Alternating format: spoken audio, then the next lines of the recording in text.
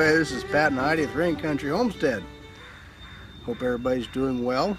God is good all the time. So we just want to talk a little bit today about, post-apocalypse with this virus that's gone on, viewpoints and different things about investments. And we've got a lot more people that are subscribing to our channel, that are watching our different videos on self-sufficiency and different things. So we're out here at our property today, and it's a real beautiful day, and we thought we'd just take some time out and chat a little bit about investments. Right. And prepping in general as we're going through this pandemic. So you want to start chatting, Mom? Yeah. So some of this was kind of prefaced on, I saw some conversations going on Facebook from some people that we know that were not ready for what happened here. They were not ready for what came along. And even though they were people that we tried to warn for years, they're just facing some really hard times and making excuses as to why they couldn't get themselves in a better position, why they couldn't get themselves at least a month ahead on their bills. I think there's a lot of misunderstanding when it comes to people who've not got into savings, paying off debt, or putting up food storage and other things, is they make this assumption that people that do so just have a lot of money, and that's very rarely the case. Right. Actually, most people, anyone I know, real people that I know that are into this and have been into this, have very little income. A lot of people got into this because they didn't have a whole lot of money. Right. So they had to figure out ways to cut back and to save on food and different things. So it's an ongoing process. Yep. This person made the comment that 90% of what they make goes into just surviving and the other 10% into luxuries.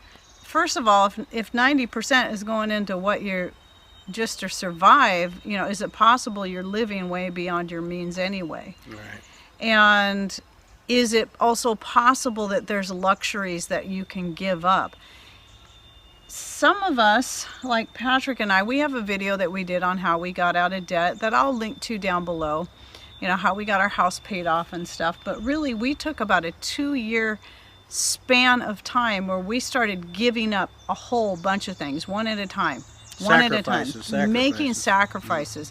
Even though we were ones to not go out to eat much, that was something that we just took out of the equation altogether. We stopped making trips into town, and just we even stopped going to the family reunions for a couple years. Even though we loved going to them, just driving to them was a big expense, and we thought it was most important to just take that time. It seemed like it was going to be really hard to have to give up a lot of these things, but we thought paying off the house was the most important thing for us to do right at that time. There would be time later to spend with family. And so that's what we did. And so we took 2 years where we made some really just living on bare bones and to get that house paid off. And you know what? It became fun. It became enjoyable, where you start to learn that all those little luxuries, those little extras that you thought you had to have, suddenly they don't matter anymore, especially when you start to see the principal on your house drop and you realize that you're just getting that much closer to complete financial freedom, where you're not in bondage anymore to debt. And that right there, I think, is the first thing. If you're not there yet, that's the first thing you should be focusing on, is getting out of debt. But you know what? We also managed during that time, even while paying off the house, we were still able to put a little money away and build up our food stores and other things and get ourselves just in a better position all the way around for being more self-sufficient. We got our garden going and all of that. We did that all while also paying off the house.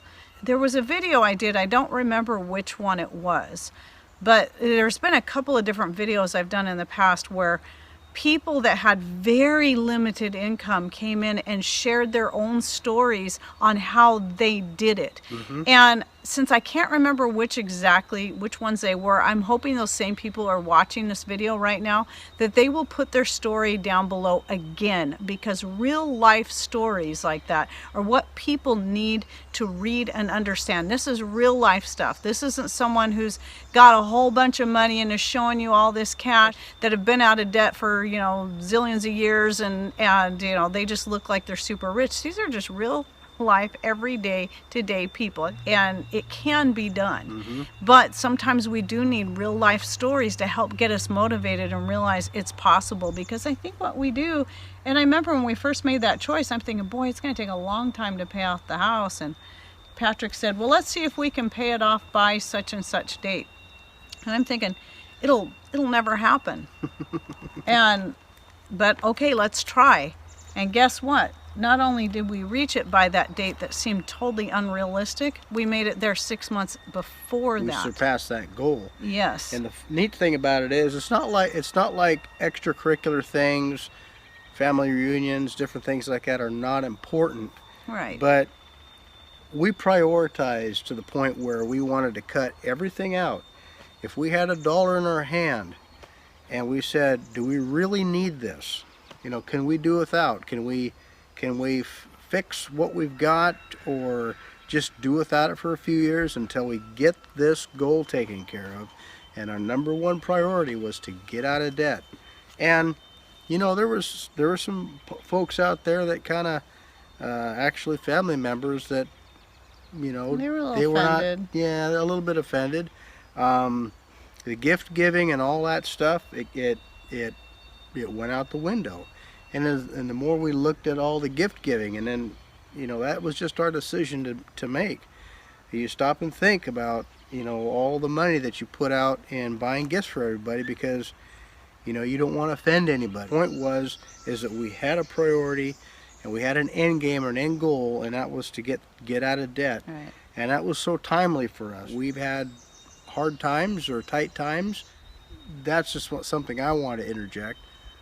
And it freed us up now that we do have more time and more availability to spend with family. Right. Oh, it is kind of hard to get away with the chickens and all the work that needs to be done on this property and back at the house, but we do, you know, we've talked about how we've made things like, one of the reasons we got this piece of property here is to make it a great family hangout and camp out and stuff. You might say, well, you guys got a piece of property, or you guys have this, or you guys did that, or this other thing. I mean, that didn't come easy. There's a lot of sacrifices that were made to get us in this position. For everything that we paid off, that freed up more money to where we could save for something else. So what we wanted to do is we wanted to kind of capitalize on what we thought during this crisis as to what good investments, what we think good investments are. I mean, we've heard of people, you know, with the whole toilet paper thing. People freaking out last moment, running out and buying toilet paper, and then when they figured that toilet paper was starting to catch up with things, they were able to get toilet paper again, and then they were trying to take it back to the stores. Yeah. Keep it, put it up, you know, the same thing with your rice and beans. Keep them. You just never know when that's going to come in handy. Not necessarily a pandemic, but what happens if you lose a job? What happens if you have a tight time? What happens if, well, you know, what happens if you have a family member that needs help? You know, it's not a bad idea just to keep it. Well, and this was just a really good example of, you know, we've been trying to share this stuff for a long time, that you never know when you're going to lose your job. A lot of people think, well, I have complete job security, I'm not going to lose my job. A lot of people lost their jobs, that some of the most secure, quote unquote, jobs were lost during this time. And, you know, that's got to be pretty painful. And I've been hoping and praying that this will be a wake-up call for those people that are in that position, that when things kind of get better, which we hope and pray that they do, that instead of being lackadaisical and just going back to the way things were, start planning ahead, thinking this could very well happen again. It might happen in a completely different way, just like Patrick was saying. But, you know, and it might not be an actual job loss. It may be something else cataclysmic that happens only to you. The best investments you can do with your money is putting up things like, I mean, you can save up your cash, but cash is only going to be king for so long. So it's really important that you not just think of insurance, not just think of money markets or investments or retirement funds, but tangible assets, things that you can access right now, right away, things that you know are going to pay out, things that you know that you can rely on. And you know, our channel is all about that, and we still strongly believe, and we've had people that actually have said, oh well, we don't believe in this and we don't believe in that, but after this pandemic we can see what you're talking Change their about. You know, beliefs, it changed their outlook on what they deem is an important investment and focuses and skill sets. And one of the things that, like for us, we made the decision finally, to just do away with the house insurance, because, you know, paying into it for over 30 years, it did nothing for us. And when we needed it the most, they found excuses not to take care of us, and we had to take care of ourselves. And it's funny because you'll have people that will say, we're talking specifically about Christians, that preparing means you have lack of faith. Yet those are the same people that are willing to pay into an insurance that they never use. Or retirement. Yeah, but for us, they're never able to use because their claim gets denied. But for us, you know, we put our insurance over time into food stores and into savings, and into buying this property is another investment. This is something that will be here for us when we need it. It's something that can't be denied us. It's not like we need to make a claim, oh, we had a kitchen fire, we need to make a claim. Well, we can make a claim off of what we have and not have to worry about being denied and then finding some stupid excuse. For those in question, a year ago, this last year, we had a windstorm and it came through and tore parts and pieces of our house roof off. And so an adjuster came from Texas. Allstate. I've been insured with them for over 30 years. And the guy steps out of his truck and says, I would deny my claim because, well, we had a $5,000 deductible. I know I had a $5,000 deductible, but it rains 120, 140 inches of rain here a year. And he says, I could patch it for less than $5,000. I said, well, I can patch it for less than that. But we don't patch around here. Nope. And it's stupid. They denied our claim. We probably could have fought it, but you know we what? tried, but didn't get very far. We're going to take that money and make it and turn it into other investments. Yep. That frees up more money to do other things. Well, if we get a fire, well, it's a gamble you take.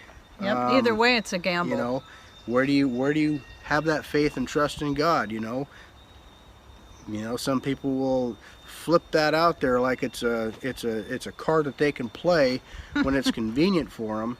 But you know, God gives us a brain to think with. He gives us discernment. So with that being said, you know, you take precautions. You know, you don't set burnables in front of the fireplace. You don't, you know, you have fire extinguishers and smoke alarms and different things like that. You take extra precautions. Not that you shouldn't do that before you get rid of the insurance, but that just kind of makes you a little bit more at the ready. Mindful, sure. So things like that, food, equipment, tools, canning and cooking supplies, all these different things, it's causing people's minds to do a little bit of transfer. So a lot of people are figuring out that the just-in-time food delivery system or goods delivery system, it's a pretty delicate thing. You know, people are constantly in the prepping world talking about just-in-time or the delicacy of the grid, you know, the electrical system. You know, you don't know what you have until it's missing. And if it's always there, always been there, just in time, then people don't think about it. They put it out of their mind. They think, oh, you know, it's never going to end. It's always going to be there. So they get lackadaisical. So we wanted to just reiterate, the importance of just, if you got just a little bit of money, if you've got something that's not really important, that you can turn loose of that bill and just cancel that subscription or whatever that case may be, well, we would encourage you to do that if you can. Right. And invest in goods, something that you can store up.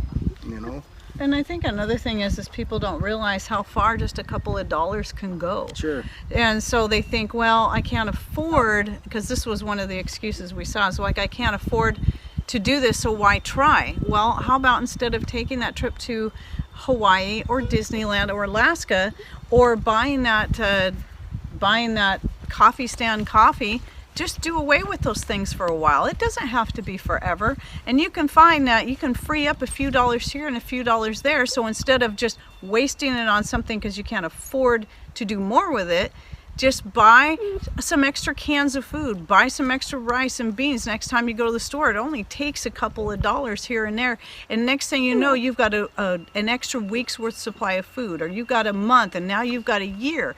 And it's as easy as that. That is how most people get started. Now, we did do a couple of different videos on prepping. I think this one was like 2 years ago, prepping where to start.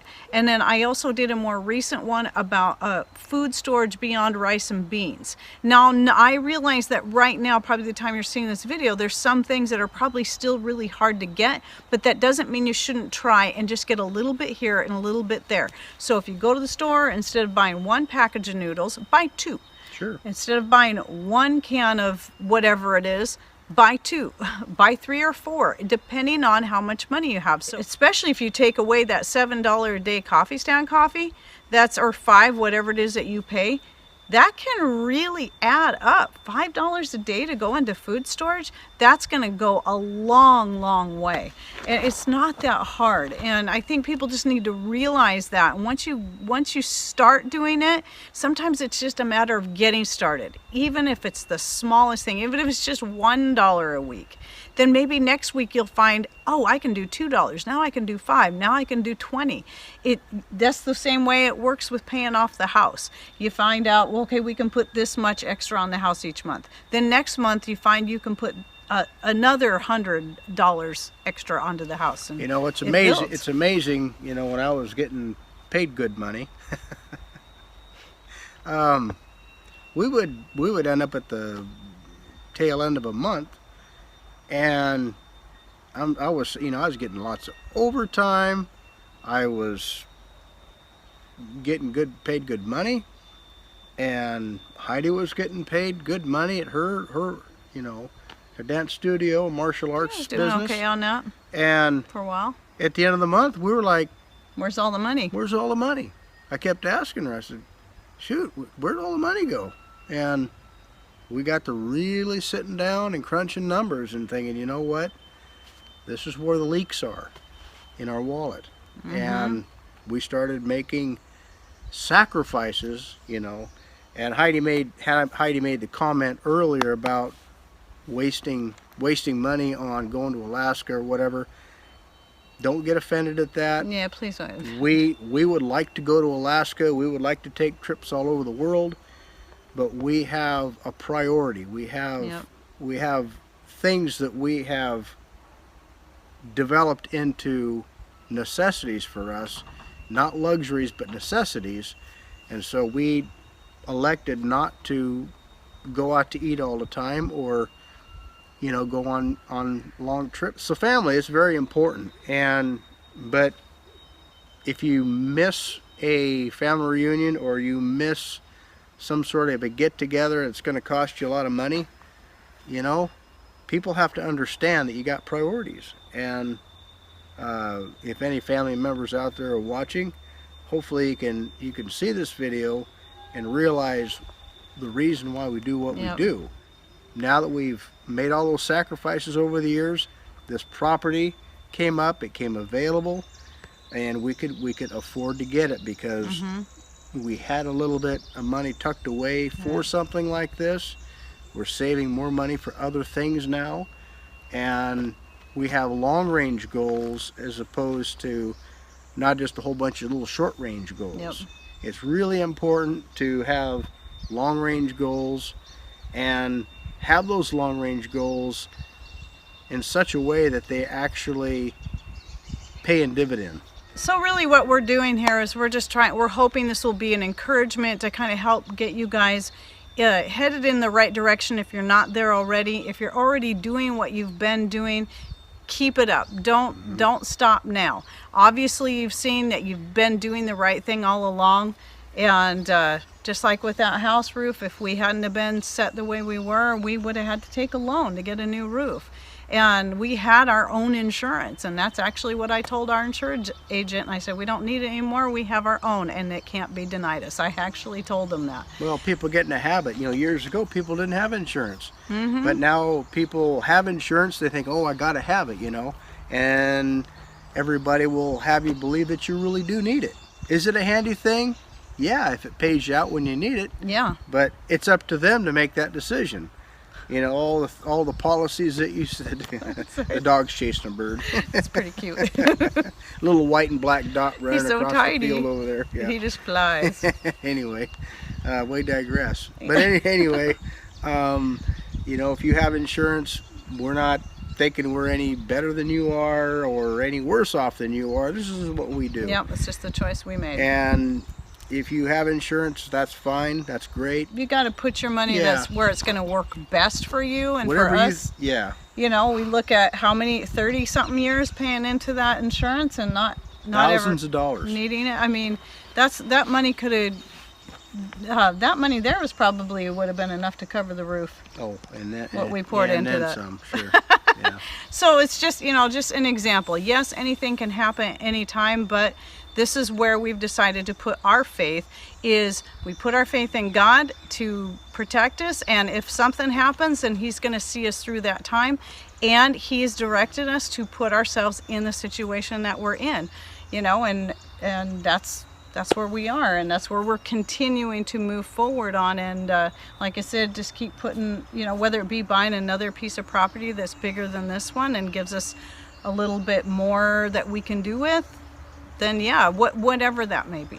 Right. So, and like he was starting to say about family before we got interrupted by the dog, is that yes, we love our family, and I did a video a while back showing how I took my old dance / martial arts studio and we made it into a nice big family room, and we've had several really great family fun times there as well as here. And so these things have paid off in that way. For those couple of years we didn't make it to the family reunion, now we've brought the family reunions to us. So it's been really great. Yeah, Ryan and Kayla got married, and we had a place here that a lot of the folks, mostly Heidi's side of the family, could come and camp here and also have cookouts, and so it worked out perfectly. It was so really great. That to me paid for the property. Yep. And so that's kind of where we're at, and that's how we think. Not a lot of people think that way, and the folks that are drawn to this channel are either just kind of interested, curious, think of it as comedy hour. I don't know, but we have quite a few viewers and stuff like that like to come into our chat videos. And we'll be doing some more videos out here at the property. We decided to sit here because rhododendron flowers don't last long, and we wanted you to see the beautiful red. So next time maybe we'll shoot a video either down by the water or over by the little cabin. Right. This rhododendron blooms, and they last maybe a couple of weeks, and then I have a rhododendron bush on the other side of the hanger. Right after this one here, the flowers die off on it, then that one there, it blooms. So we've got about a month that we have rhododendrons. Oh yes, and if you're new and you haven't seen the tour of the property, I'll go ahead and also put that video down below. So don't forget to hit show more. If you're on a PC or if you're on a smart device, you might see a little gray arrow like you can see in this picture right here. And so you just click on that, and that will open up the description box so that you can see all the different videos and whatever else we put down there. Well, I think we've rambled on enough. We have. And we appreciate you all dropping in. We appreciate your support and hanging out with us and commenting. Leave your comments. We love to hear from you. Take care. And God bless. I need to wear my hat. Can't see. Should have brought your hat. Should have brought my hat. I brought my hat. Bye.